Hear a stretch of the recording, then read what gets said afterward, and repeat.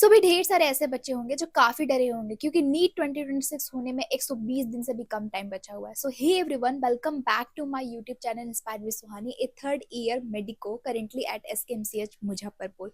सो तुम लोग को डरने की अभी बिल्कुल जरूरत नहीं है क्योंकि यही एक ऐसा क्रूशियल फेज होता है ना जिसमें तुम अपना बेस्ट कर सकते हो और तुम्हारा जो है मार्क्स कब इंक्रीज कर जाएगा तुम्हें पता भी नहीं लगेगा। सो इस वीडियो में मैं तुम लोग को ऐसी कुछ स्ट्रैटेजीज बताने वाली हूँ जो कि लास्ट 3 मंथ्स में बहुत तुम लोगों को काम करेगी।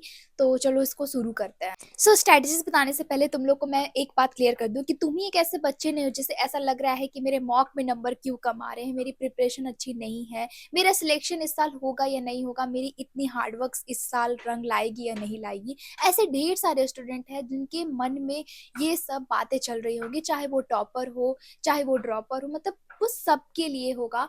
तो तुम लोग को मैं ये बात क्लियर कर दूं कि ये सब अभी टाइम नहीं है सोचने का। तुम्हारे पास अभी टाइम है कि जो तुम्हारे हाथ में है वो करो। मतलब तुम अपने मार्क्स को कैसे इंप्रूव करो, तुम अपने वर्क को कैसे स्मार्ट वर्क करो। हार्ड वर्क करने की कोई ज़रूरत नहीं है, स्मार्ट वर्क बहुत ज़्यादा ज़रूरी है। क्योंकि लास्ट ड्रॉप में मैंने भी ये सब रूल्स अप्लाई किया था एंड ट्रस्ट मी, ये रूल बहुत ही गेम चेंजर था मेरे लिए। तो ये वीडियो तुम लोग के लिए तो बहुत ज़्यादा ही, ये कह लो कि बहुत ही स्पेशल होने वाली है। तो लास्ट तक जरूर देखना। एंड अगर इस वीडियो से तुम लोग को थोड़ी सी भी मोटिवेशन लग रही है ना, तो प्लीज मेरे चैनल को सब्सक्राइब जरूर कर देना। मैं तुम लोग का साथ कभी नहीं छोड़ूंगी, जैसे कि मैंने शुरू से अपने चैनल पे बोला है। तो चलो शुरू करता है। सो ये जो लास्ट के फेज होते हैं ना, 3 मंथ्स या 4 मंथ्स, उसमें मोस्ट इंपॉर्टेंट जो पार्ट होता है वो है कि तुम लोग को डेली मॉक टेस्ट देना। अगर तुम लोग से डेली मॉक टेस्ट नहीं हो रहा है तो तुम अल्टरनेट डे पे मॉक टेस्ट दो, पर दो, ठीक है। ये जो अब मैं डेली मॉक टेस्ट बोल रही हूँ, इसमें से कोई ऐसे बच्चे होंगे जो सोच रहे होंगे डेली कैसे मैं दे सकती थी या मैं कैसे दे सकता हूँ, पर ट्रस्ट मी, डेली तुम दे सकते हो। मैं कह लो कि अल्टरनेट डे पे भी देती थी, पर लास्ट में होते होते डेली मॉक टेस्ट में देती थी। और सबसे इम्पॉर्टेंट, मॉक टेस्ट देने के बाद तुम्हें उस मॉक टेस्ट को छोड़ना नहीं है, क्योंकि वो तुम्हारा फियर होता है। तुम उस फियर को एक्सेप्ट नहीं करना चाहते हो कि वो मेरा गलती है, मैं उसे देखना नहीं चाहता हूँ। उस टाइम तो तुम अपने आप को थोड़ा नेग्लेक्ट कर सकते हो, लेकिन वो जो लास्ट एग्जाम है उसमें तुम अपने आप को नेग्लेक्ट नहीं कर सकते हो। ये तुम्हारा लास्ट अटेम्प्ट होना चाहिए, क्योंकि तुम इसके लिए बहुत साल से प्रिपरेशन कर रहे हो। तो ये चाहे फ्रेशर्स लोग हो चाहे ड्रॉपर्स लोग है, ये समझ लो कि अगर फ्रेशर लोग है तो मुझे पहली बार करना है, और अगर ड्रॉपर है तो ये मेरा लास्ट अटेम्प्ट होना चाहिए, ठीक है। तो सबसे पहले मॉक टेस्ट दे दो। मॉक टेस्ट देने के बाद उसको छोड़ना नहीं है। मॉक टेस्ट देने के बाद उसका सॉल्यूशन करना, चाहे उसमें 1 घंटा लगे चाहे उसमें 2 घंटा लगे, लेकिन उसको फुल्ली एनालाइज करना है तुम लोग को, ठीक है।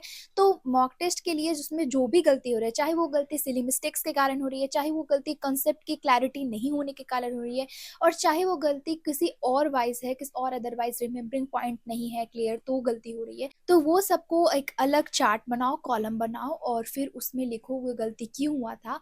और डेली रात को उस मॉक टेस्ट को जो तुमने दिया है उसको फिर से देखो।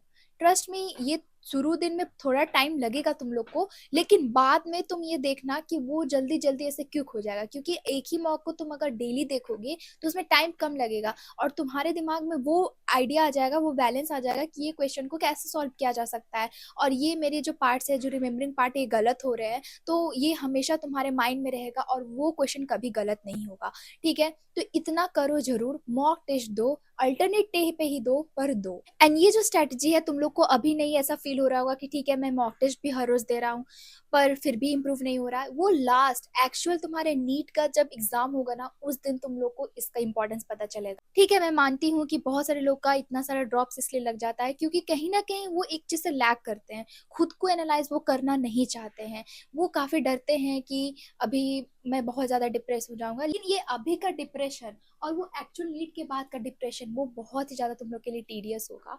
तो ट्रस्ट मी, सबसे पहले बात है कि तुम डेली मॉक टेस्ट दो, और क्या टाइम टेबल होना चाहिए वो मैं नेक्स्ट वीडियो में तुम लोग को बता दूंगी कि मेरे लास्ट 3 मंथ की क्या टाइम टेबल थी, जिससे कि मैं आज यहाँ पे हूँ, थर्ड ईयर में मैं चली गई हूँ, कुछ दिन बाद मेरे नाम के आगे डॉक्टर भी लग जाएगा।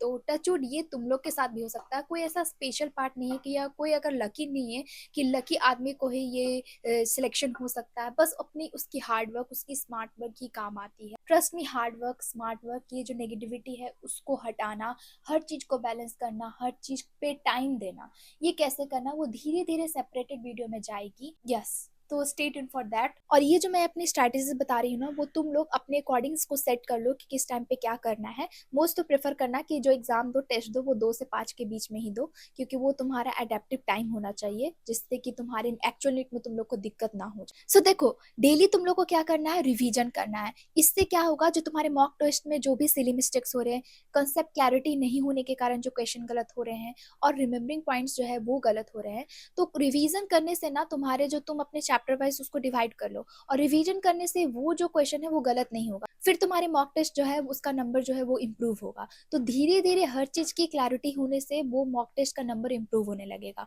चाहे वो फिजिक्स के लिए हो, चाहे वो केमिस्ट्री के लिए हो, चाहे वो बायोलॉजी के लिए। अब रिवीजन कैसे करना है वो मैं अपनी नेक्स्ट वीडियो में तुम लोग को बता दूंगी कि रिवीजन कैसे करते हैं, कैसे एक सब्जेक्ट को, एक चैप्टर को 8 to 11 टाइम्स रिवीजन करना है। मैंने तो अपने लास्ट ड्रॉप में इतनी बार रिवीजन की है कि मैं मतलब 11 to 12 टाइम्स तो तुम कह ही लो फिजिक्स केमिस्ट्री के लिए। बायोलॉजी में तो मैं 50 to 60 टाइम्स भी बोल लो, इतना ज़्यादा रिवीजन करना पड़ता है, और ये हो जाता है क्योंकि तुम्हारे पास अगर डेडिकेशन रहेगा ना तो तुम कर लोगे। तो सेकेंड पार्ट है कि रिवीजन करना, तो सुबह उठो तो तुम लोग रिवीजन कर लो, ठीक है। टाइम टेबल मैं क्या यूज़ करती थी वो भी मैं तुम लोग को बता ही दूंगी, बस कमेंट में लिख देना कि अगर तुम लोग को कोई भी दिक्कत हो तो मैं सब कमेंट्स का रिप्लाई ज़रूर करूंगी, तो वो ज़रूर लिखना। तो अगर रिवीजन तुम लोग करते हो ना, तो ये जो मॉक टेस्ट का नंबर है वो बहुत ही इम्प्रूव करेगा, और ट्रस्ट में तुम्हारे मंजिल को कोई तुमसे नहीं रोक सकता है, ठीक है। अब जो मेन डाउट आता है बच्चों में वो ये आता है कि अब रिवीजन कैसे करें। तो रिवीजन करने का सबसे पहला जो मेन पॉइंट है वो ये है कि जो भी तुम्हारे नोट्स है, चाहे वो स्टिकी नोट्स है या जो भी तुम्हारे फॉर्मूला शीट्स है, उसको तुम डेली देखा करो। और सबकी जो स्टिकी नोट्स होती है ना वो डिफरेंट होती है अकॉर्डिंग टू देयर कॉन्सेप्ट, कि किस कॉन्सेप्ट में वो फंस रहे हैं, कहाँ पे वो रिमेम्बरिंग पॉइंट में गलती कर रहे हैं, ठीक है। तो क्या करो, डेली उसको रिवीजन करो, ठीक है। ये करने से क्या होगा ना, मॉक टेस्ट में जो है नंबर काफी इंक्रीज करने लगेंगे, क्योंकि तुम वही चीज भूलते हो जो मेनली प्रीवियस ईयर क्वेश्चन में आ रहे हैं लास्ट 10 ईयर में, तो तुम वही चीज भूल रहे हो, वही चीज लिख रहे हो, तो डेली तुमको रिवाइज करना पड़ेगा ना ऑब्वियसली, तो तुमको वो डेली रिवाइज करना। सेकंड, जैसा कि मैंने बताया कि ठीक है, अगर हम चैप्टर वाइज रिवीजन कर रहे हैं, तीनों सब्जेक्ट को टाइम दे रहे हैं, तो कैसे करें कि मल्टीपल टाइम्स रिवीजन हो जाए। तो तुम क्या करो, एक वीक होता है ना, 7 डेज में सारे जो सब्जेक्ट्स हैं उसके चैप्टर्स को तुम डिवाइड कर लो अलग अलग, कि इस दिन में इतने चैप्टर्स कंप्लीट करेंगे, इस दिन में इतने चैप्टर्स कंप्लीट करेंगे, और ट्राई करो कि वो जो 7 डेज में तीनों सब्जेक्ट को तुम कवर कर लो, एक बार एटलीस्ट तीनों सब्जेक्ट को तुम देख लो, चाहे वो तुम्हारी बुक्स की रीडिंग हो, चाहे वो तुम्हारे नोट्स की रीडिंग हो, चाहे तुम्हारे स्टिकी नोट्स हो, चाहे वो तुम्हारा कोई भी रिमेम्बरिंग पॉइंट हो, तो वो तुम लोग को 7 डेज में एक बार देख लेना है। तो अगर 7 डेज में अगर एक बार भी देख लोगे तो अभी वो तो बहुत ज्यादा वीक है ना, तो अभी तो ढेर सारे वीक्स बचे हैं, तो एटलीस्ट तुम्हारा 8 to 10 टाइम्स रिवीजन हो ही जाएगा, और साथ में तुम मॉक टेस्ट भी दे रहे हो, फिर मॉक टेस्ट का रिवीजन भी कर रहे हो, तो उससे तुम सोच रहे हो ना कि ये बहुत ही ज्यादा गेम चेंजर होगा तुम लोग के लिए। और ये सब करने के बाद थोड़ा सा टाइम तो बचता है, क्योंकि ये जो प्रिपरेशन एक ऐसा प्रिपरेशन है कि 4-5 घंटा पढ़ने से तुम्हारा जो है वो सिलेक्शन नहीं होगा। ये सिलेक्शन तभी मांगता है जब तुम उसमें डेडिकेटेड हो, 12 to 14 आवर्स दो, तो उसके बाद भी थोड़े से टाइम तुम लोग के पास बच रहे होंगे, आई नो। तो उसमें क्या करना है, लास्ट के 10 ईयर्स के जो PYQ है उसको तुम देखो। उसको ये भी नहीं करना है कि हर रोज तुम सॉल्यूशन करो, क्योंकि अभी उतना टाइम नहीं बचा है, तो तुम क्या करो, बस उसको देखो। अगर फिजिक्स का क्वेश्चन तुम देख रहे हो तो ठीक है, क्वेश्चन अच्छे तरीके से पढ़ लो, फिर उसका तुम डायरेक्ट सॉल्यूशन देख सकते हो, क्योंकि मॉक टेस्ट तुम डेली लगा ही रहे हो, तुम्हारा माइंड जो है उसके अकॉर्डिंग वर्क कर ही रहा है कि कौन फॉर्मूला कहाँ अप्लाई करना, किस टाइम अप्लाई करना, और इंस्टेंट कब करना है, ठीक है।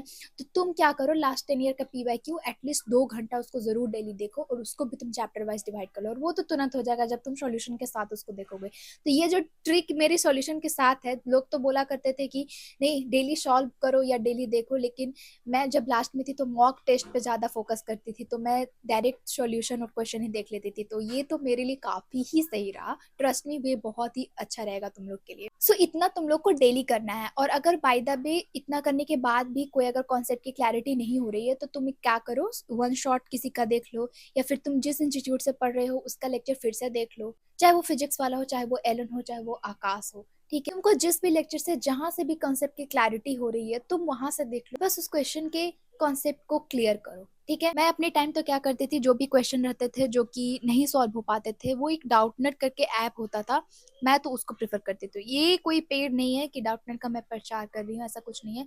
मैं डाउटनट का सब्सक्रिप्शन भी लेती थी और उसमें हर एक क्वेश्चन, चाहे वो जो भी बुक्स हो, उसमें मोस्टली सारे क्वेश्चन उसमें हैं। तो तुम वहां से भी कर लो या फिर गूगल कर लो या फिर चैट जीपीटी कर लो, तो सब कुछ तुम्हारा हो जाएगा। ओके, नेक्स्ट अब तुम लोग ये सोच रहे होगे कि अगर क्वेश्चन ही हार्ड आ गया तो हम लोग क्या करें। जैसे कि नीट 2025 में आया था और उसका कटअप जो है वो बहुत ही ज्यादा कम गया था। ठीक है, तो इसका भी सॉल्यूशन है मेरे पास। तो तुम लोग को मैं एक सीक्रेट बताती हूँ, जब भी क्वेश्चन के पेपर को हार्ड सेट किया जाता है तो इसका एक रेशियो होता है। ऐसा नहीं है कि वो 100% क्वेश्चन को हार्ड सेट करेंगे। ठीक है, तो तुम लोग को क्या करना है कि जो भी तुमसे क्वेश्चन सॉल्व होते जा रहा है उसको जल्दी जल्दी जल्दी जल्दी उसका सॉल्यूशन करना है। और हार्ड क्वेश्चन को तो शुरू में देखना ही नहीं, क्योंकि उस टाइम तुम थोड़े पैनिक हो जाओगे। तो जैसे कि जो क्वेश्चन इजी से मिल रहा है वो सॉल्व करते जाओ, लास्ट में छूटे हुए क्वेश्चन को करो। तो ये सब तो चीज अभी तुम लोग को सोचना ही नहीं रही कि क्वेश्चन हार्ड है, ये है, कुछ भी। ये सब अभी कुछ नहीं सोचना है, क्योंकि मैंने जो अभी ऊपर जो स्ट्रेटेजीज बताया है वो सब तुम लोग अभी कर लोगे ना, तो वो प्रिपरेशन हार्ड लेवल पे भी और मीडियम लेवल पे भी, दोनों लेवल पे वो प्रिपरेशन तुम्हारी हो जाएगी, ट्रस्ट में। इतनी सारी स्ट्रेटजीज सुनने के बाद अगर तुम लोग को थोड़ी सी भी और भी अगर दिक्कत कुछ आ रही है, कुछ अगर प्रॉब्लम है कुछ, तो उसका सोल्यूशन चाहते हो तो कमेंट तुम जरूर करना। मैं सारे कमेंट्स को रिप्लाई करूंगी और तुम लोग बताना कि नेक्स्ट वीडियो मैं किस टॉपिक्स पे बनाऊं, जिससे कि तुम्हारी प्रिपरेशन जो है वो बहुत ज़्यादा बूस्ट हो जाए।